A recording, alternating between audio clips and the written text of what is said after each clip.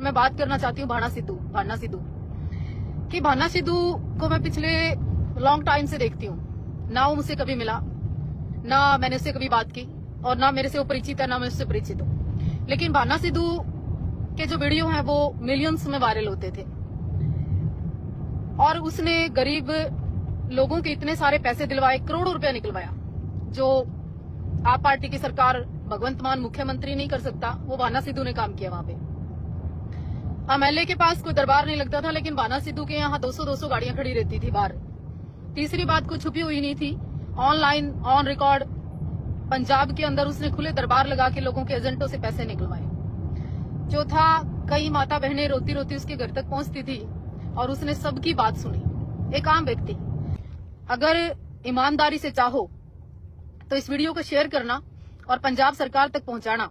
अगर अब तुम भाना सिद्धू के विषय में नहीं बोले ना और चुप रहे, तो देखिए एक एक करके इनको तुम्हारी रगे, तुम्हारी कमजोरी, तुम्हारी नशे पता है कि ये एक एक को उठाते हैं और अंदर कर देते हैं, और तुम में से कोई बोलता नहीं। बोलते हैं तो तुम्हें पार्टियों के नाम पर, जातियों के नाम पर, समुदाय के नाम पर और धर्म के नाम पर बांट देते हैं, और तुम बट जाते हो। और जब तुम बट जाते हो तो ये सरकारें तुम्हारा बेनिफिट उठाती है। तो लेकिन अब मैं ये कहना चाहती हूँ इंसानियत के नाते, धर्म के नाते, समाज के नाते, कि अब उस युवा का कोई कसूर नहीं। और रही 10,000 रुपए की बात, रही पैसे मांगने की बात, अगर किसी का कोई भला करता है ना तो नेचुरल भी 20, 30, 50 हजार, लाख रुपए कोई बड़ी बात नहीं। जो बंदा करोड़ों रुपए निकलवाता है उस इंसान का स्टैंडर्ड बहुत ज्यादा हाई होना चाहिए था। उसके पास तो अब तक की विरासतें होनी चाहिए थी, कई करोड़ की गाड़ियां, ऑफिस होना चाहिए था। लेकिन एक मंजे पे बैठ के, टेबल पे बैठ के, खेत में बैठ के, गली में बैठ के, चौराहे पे बैठ के तुम्हारी आवाज बुलंद करता रहा। उसने कभी कोई बड़े बड़े चैनल बुलाकर प्रेस कॉन्फ्रेंस नहीं करी। भाना सिद्धू ने आम सब लोगों को बोलता था कि सब लाइव चला लो, मैं बात करूंगा। तो तुमसे इतना भी नहीं बचा, क्योंकि तुम किसी प्रतिभा को, किसी हुनर को, किसी को आगे बढ़ने नहीं देना चाहते। और पंजाब के खून में, पंजाब के जनून में, आपको पता है अगर पंजाब बोला तो विश्व रिकॉर्ड तोड़ सकता है। इसलिए तुम पंजाब को खत्म करना चाहते हो।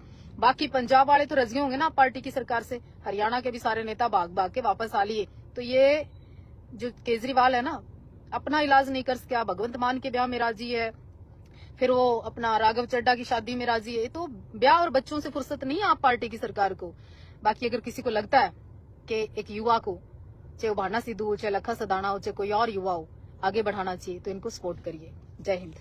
वाहिगुरु जी का खालसा, श्री वाहिगुरु जी की फतेह। और हाँ, गुरु गोविंद सिंह जी महाराज को राष्ट्रपिता कहना और लिखना इस वीडियो के माध्यम से शुरू करिए। आप हर कोई सिख सामने लिखिए राष्ट्रपिता गुरु गोविंद सिंह जी महाराज। दूसरी बात ये है विशेष रूप से कि ना तो मैं लखा सदाना से परिचित हूँ और ना ही मैं भाना सिद्धू से परिचित हूँ, ना मैं अमृतपाल से परिचित हूँ और ना ही मैं किसी और से परिचित हूँ। लेकिन पंजाब मेरे को अपना सा लगता है। पंजाब की धरा पे अमृतसर है, और अमृतसर के अंदर गुरु साहब का घर है, और उस गुरु साहब के घर से मेरा एक रिश्ता है, और उस रिश्ते के नाते मैं पंजाब की चिंता करते हुए बोल सकती हूँ, मुझे अधिकार है। कोई मुझसे क्वेश्चन करे कि तुम पंजाब की राजनीति से क्या लेना देना, तो पंजाबी क्या, मेरा तो पटना साहब से भी लेना देना, मेरा तो बिहार से भी लेना देना है, मेरा तो हरियाणा यूपी से भी लेना देना है। मैं तो इंसानियत के मुद्दे पर बोलूंगी, भले प्राण चले जाए, मैं बोलूंगी।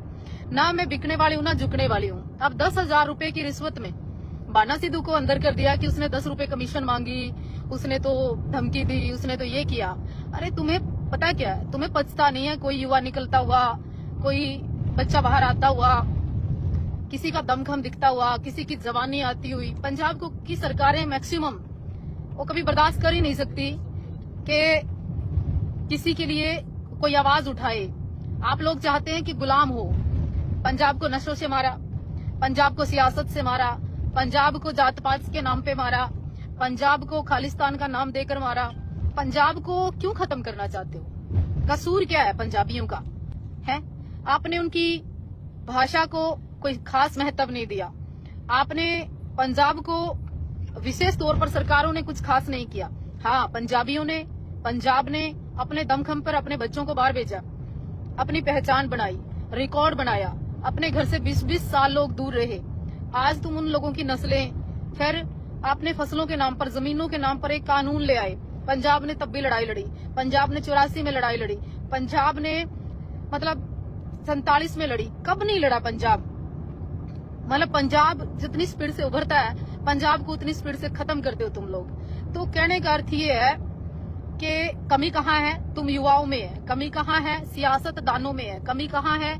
कि पंजाब को कभी भी पंजाब अगर कमियां देखना बंद कर देगा ना जिस दिन, उस दिन पंजाब को कोई खत्म नहीं कर सकेगा। लेकिन पंजाब के लोगों के अंदर एकता